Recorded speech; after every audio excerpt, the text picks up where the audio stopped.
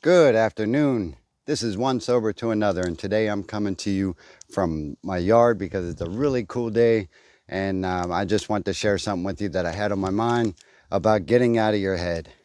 I wrote a little bit about it today on Instagram, and let me tell you, if you're an alcoholic or an addict like me, your head is the worst place that you can be sometimes. But before we get started, I told you before that I'm not worried about subscribers, and I'm really not. However, it is nice and it keeps this channel running, and it keeps anyone who is struggling in sobriety and or who just wants to know about it and about some resources that can help them along. It just keeps this video in circulation, and it keeps our One Sober to Another squad bigger. If you find anything helpful here in this video today, hit that like button down below so that way we can keep this video in circulation. So I wanted to talk about getting out of your head. That applies to more than just sobriety.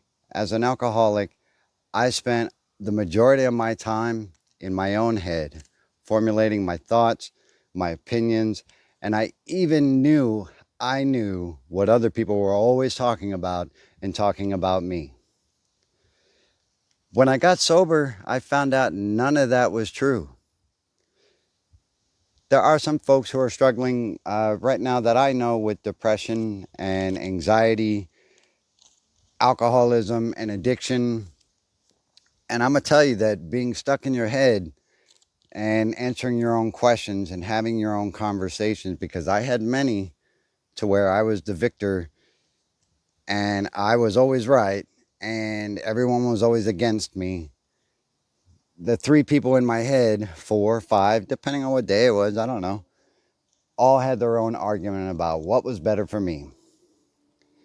And most times as an alcoholic, since I was isolated already, I was stuck inside my own head and I couldn't get out. What I found is that leads to a whole lot more than just drinking more or, snorting some more coke. It can lead to worst case scenarios. I mean, suicide comes from people being in their own heads and can't get out. That conversation can be so loud and you think nobody's going to understand. Unfortunately, that's the way out for some folks. And, I got no judgment towards that because I myself have tried to commit suicide a couple times, and it was a lot due to what I heard going on inside my head. The reason I'm outside is because there's a lot of things you can do to get outside of yourself. Talk to somebody else and see if what you're thinking might be batshit crazy, and perhaps you might want to not do what it is you're thinking about. I got a question for you. Think about the last time that you saw a person that you didn't like and you assumed maybe they were kissing up or sucking up to a boss or whatever it was, and suddenly they get promoted. In your head, I can imagine the conversation. I've had this myself where the conversation might be like, oh, I bet she did something to get promoted, or, he's just sucking whatever to get promoted. And behind the scenes, it really could be they did a lot more work than you, but that conversation you had in your head, told you you weren't worth that promotion anyway. Next, that they probably got the promotion by doing some things that they shouldn't have done. And most times, more than not, and it doesn't apply to all cases, it's 100% untrue. And that conversation that you just had with yourself was exactly that. It was a conversation with yourself and your own worst demons and insecurities. That's the important part that I want to bring up, is that a lot of things that go on inside of our heads aren't true, but we're able to convince ourselves that it is. And as an alcoholic like me, if I do that enough times, I can convince myself that one more drink ain't gonna hurt me. That everyone else is against me only because they don't like me drinking. When in fact, I have a humongous allergy to alcohol, and that if I drink that crap, I'm either gonna die, go to jail, or just go batshit crazy. So really nothing good will come of it, but my own head and the conversations that I have in there can convince me otherwise. I mean, it's I proved it to myself many, many times, and I'm sure you have too. Where I want to go with this is there are many ways that you can get outside of yourself, and I think that's important in this case. A, talk to someone who's sober, not someone who's drunk or loaded, because that ain't going to lead you anywhere. Talk to someone who's sober, because most times if you bounce something off of them and they think it's ridiculous, 9 times out of 10 it is. And maybe you could formulate a different way to go about things, or maybe alter the way that you feel about a certain situation and that you're in, because thoughts drive consequence, folks. And unless you're able to change the way that you respond to those thoughts and emotions, the result is always going to be the same.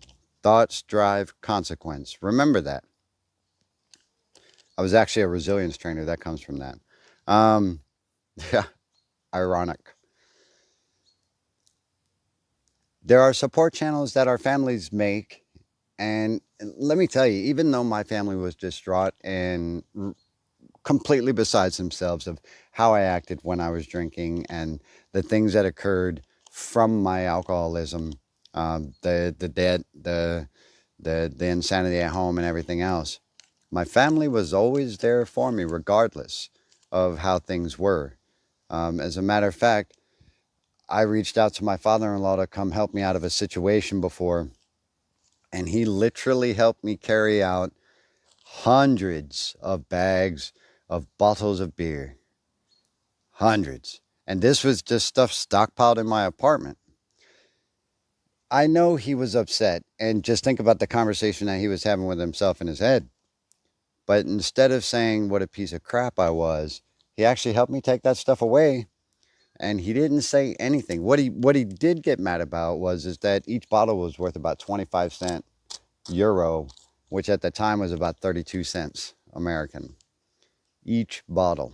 And there was thousands. So he was a little bit upset about that. My point is this, is that even though your family might be mad at you, I guarantee you, if you talk to them and get outside of your own head about what's going on or what you might be thinking about, they can help you find a way. Even if they disagree with everything that you do, I can almost 100% say that they will be right there waiting for you to bounce something off of them so you don't do some more dumb shit.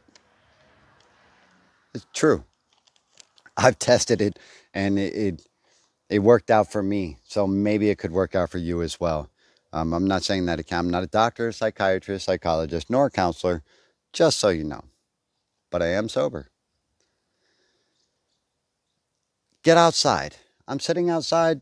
We're chilling. It's a nice breeze under the tree, and the sun is brutal.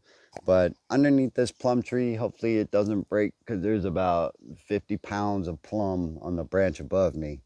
Um, get outside. I mean, clear your head, just breathe. If you have to, just sit alone with yourself. Enjoy the breeze, enjoy the weather, enjoy the nature. It's free, it's here. Just relax. Get out of your environment, out of your house, out of your box, out of your whatever, and just be part of the environment outside of what you're used to, because that could do wonders for you, and that can let you relax a little bit. Even though alcoholism is fucking stressful, and if you're down in that bottle, or you're loaded looking for your next fix, I can understand how this might be a little bit difficult for you. But if you are trying to get sober and you're striving for progress and not perfection, some of these methods might work. Next, use creative outlets. For me, it's talking to you. I get stressed out a lot, and a lot of old thoughts come up, and those behaviors could come up as well. What I try to do is curb that and put out what I'm thinking to you, because who else to understand it better than someone else who's trying to get sober, or someone who is sober, and or people who are alcoholics and addicts themselves, to understand what it does to your mind and how to release that stress, so that you're not triggered, or you act on your trigger rather, because I mean, triggers happen all the time. I get flashbacks from combat, and some of the old behaviors want to happen, and I have to curb my enthusiasm and step back, evaluate the situation, and perhaps the same might work for you trying to be sober. This weather, it's hot out here, but it's freaking amazing. So if you're able to get outside, get outside. Whatever creative outlets you might have to help you stay sober, if it's writing, if it's golfing, if it's fishing, like Sober Journey, he went fly fishing the other day, or last week by now.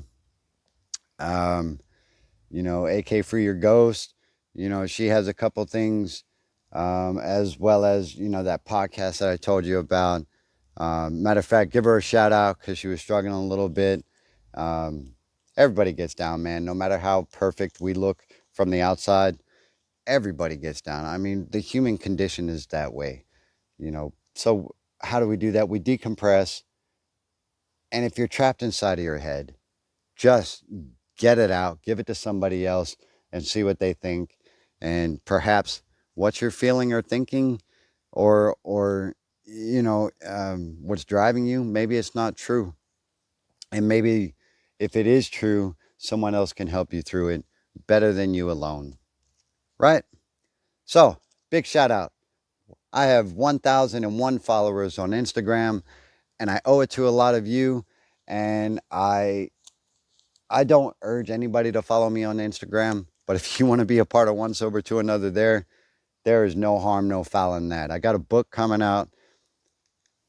Pretty awesome. That's also a creative outlet for me. I called it Instagram Me. If you see the cover page, which you can see on my Instagram, then you'll understand it. It'll make a little more sense. For those of you still struggling to reach sobriety, hang in there. There are several people everywhere that can help you out. I'll help you out. Shoot me a DM on Instagram at One Sober to Another, or hit me up on Twitter, also at One Sober to Another, and I'll be more than happy to answer any questions or give you some feedback, or hell, give you my phone number. You can call me and we'll just talk crap, okay? I'm One Sober to Another. I hope you enjoy your day. I love you, folks. Stay sober. Life's a garden. Dig it. Bye-bye.